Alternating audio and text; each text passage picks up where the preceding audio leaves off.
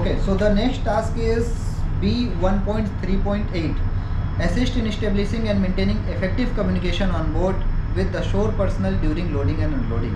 तो क्या है कि इफेक्टिव कम्युनिकेशन इस्टेब्लिश करने का मतलब, पहले जब हम लोग शिप्स और सेफ्टी चेकलिस्ट भरेंगे, when we are filling the ships और safety checklist, that time we will consult with the foreman or whoever is the supervisor from the shore side, that what will be the communication language and what method.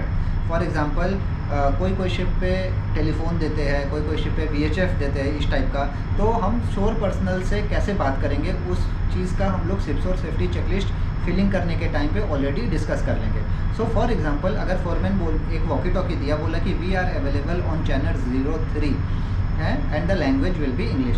सो अगर हमें कुछ दिक्कत है, for example हमें पूछना है उससे कि कितना कार्गो लोड हुआ, then we will ask like this, foreman coming foreman, or the loader coming loader, this is key journey, like this we will tell. Okay, and please advise how much cargo loaded in cargo hold number 3. so ऐसे हम लोग बोलेंगे तो वो repeat करेगा, key journey the cargo loaded is 4500 tons.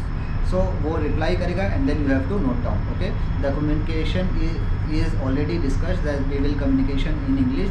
so ऐसा नहीं है कि आप यहाँ से पूछ रहे हो और वहाँ से वो स्पेनिश में या फ्रेंच में जवाब दे रहा है. No, it will be always in a international agreed language English. Okay, so ऐसे हम लोग को कम्युनिकेशन करना है ड्यूरिंग द शोर स्टाफ. इसलिए English language is very important.